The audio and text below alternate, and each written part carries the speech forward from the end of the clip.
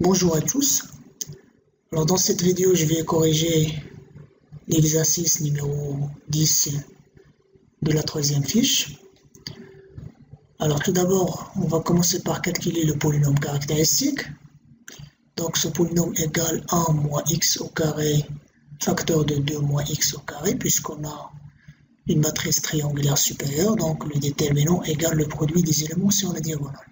Donc je remarque que le polynôme caractéristique de A est scindé sur R. De plus, les racines des polynômes caractéristiques sont les réels 1 et 2. Et chacun est d'ordre de multiplicité égale 2. Alors maintenant, on va déterminer les sous-espaces propres associés à chaque valeur propre. Alors commençons par E2, le sous-espace propre associé à la valeur propre lambda égale 2. Par définition, E2, c'est l'ensemble des vecteurs de R4 tels que AX égale 2 fois X. Donc, prenons un vecteur grand X de R4 dont les composantes sont X, Y, Z, T. Alors, ce vecteur grand X appartient à E2, si seulement si.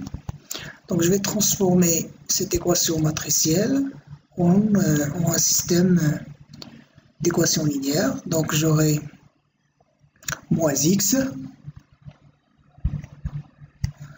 plus a y plus b z et ensuite plus ct. La deuxième équation, j'aurai moins y plus dz plus et. Là égale 0. Là aussi égale 0. La troisième équation, j'aurai ft égale 0.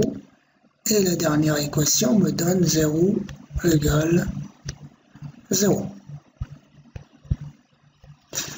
Je vais noter ce système étoile. Alors, à partir de la troisième équation, on aura deux cas à discuter. Donc ça dépend de f. Le premier cas, c'est f est différent de 0. Donc si f est différent de 0, notre système étoile équivalent A. Alors, la troisième équation me donne t égale 0. Je remplace dans la deuxième, donc j'aurai y égale d fois z. Et après, je remplace dans la première équation, j'aurai x égale a fois y, ça veut dire a fois d fois z, plus bz. Très bien, que je peux aussi écrire, je peux factoriser par z. J'aurai x égale AD plus B facteur de Z, Y égale DZ et T égale 0. Donc, dans ce cas-là, l'espace E2, c'est l'espace formé par les vecteurs qui sont de la forme. Donc, pour X, on a trouvé AD plus B facteur de Z. Pour Y, c'est dz. Pour T, plutôt d'abord Z et T. T, on a trouvé, 0. Donc, avec Z, un paramètre réel. Donc, E2 égale, elle est engendrée par le vecteur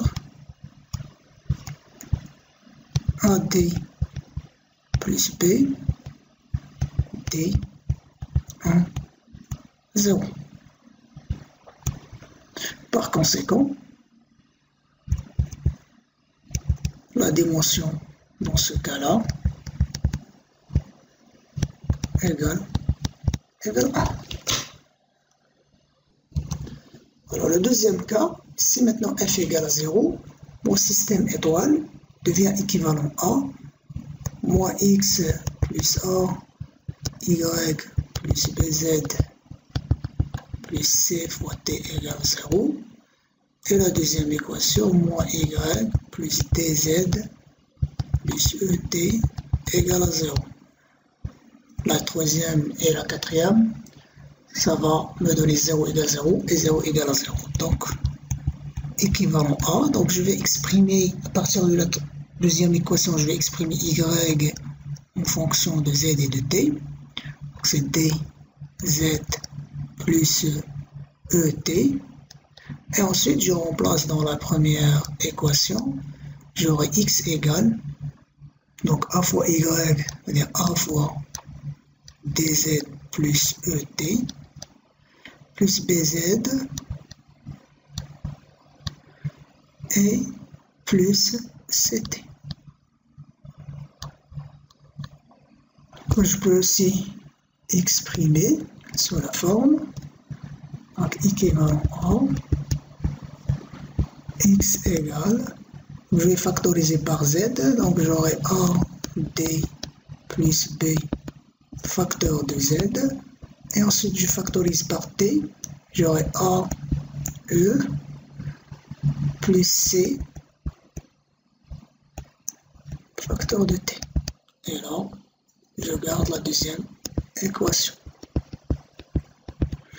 Donc, mon espace E2 dans ce cas-là, c'est l'ensemble des vecteurs qui sont de la forme AD plus B fois Z plus AE plus C fois T. Donc ça c'est l'expression de X. L'expression de Y c'est DZ plus ET.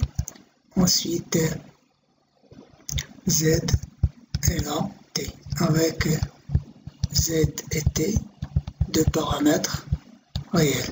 Donc, dans ce cas-là, E2 elle est engendrée par les deux vecteurs qui sont AD plus B, D, 0, 1, et le deuxième vecteur, c'est AE plus C, E, 0 et 1. Donc il est clair que les deux vecteurs sont linéairement indépendants. Par conséquent, la dimension de la dimension de E2 dans ce cas-là égale 2. Alors je passe maintenant à E1, le sous-espace propre associé à lambda égale à 1. Donc par définition, c'est l'ensemble des vecteurs de R4 tels que AX égale X.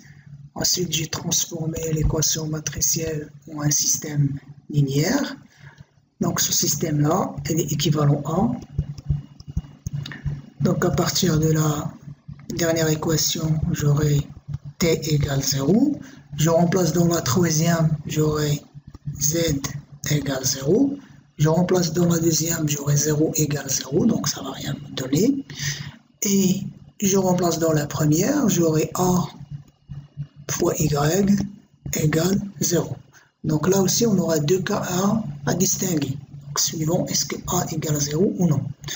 Donc si, premier cas, si A est différent de 0.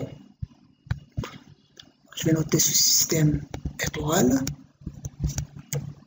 Dans le cas où A est différent de 0, le système étoile devient équivalent à. Donc on aura Y égale 0, Z égale 0, T égale 0. Bien sûr, le X est un paramètre libre, donc X égale X. Par conséquent, E1, dans ce cas-là, c'est l'ensemble des vecteurs qui sont de la forme x, 0, 0, 0. Avec x, un réel. Autrement dit, E1, elle est engendrée par le vecteur 1, 0, 0. Par conséquent, la dimension de E1 égale 1. de E1 égale 1. Alors maintenant le deuxième cas, si A égale à 0. Lorsque A égale 0, le système étoile devient équivalent à. Alors j'aurai 0 égale 0, donc ça va rien me donner comme information. Et là j'aurai Z égale 0 et T égale 0. Donc dans ce cas-là, bien sûr, X et Y sont deux paramètres libres. Donc E1 égale, c'est l'ensemble des vecteurs X, Y, 0, 0. Avec bien sûr X et Y de réel. Donc E1 il est engendré par les deux vecteurs 1, 0, 0, 0 et le vecteur 0, 1, 0, 0. Bien sûr, les deux vecteurs sont linéairement indépendants. Par conséquent, la dimension de E1 dans ce cas-là égale 2. Donc, dimension de E1 égale 2. Donc la conclusion finale, c'est que la matrice A est diagonalisable si seulement si A égale F égale 0, puisque dans ce cas-là, la dimension de E1 égale 2 égale l'ordre de multiplicité de la valeur propre 1. Et la même chose pour la valeur propre 2. Donc ça c'est la conclusion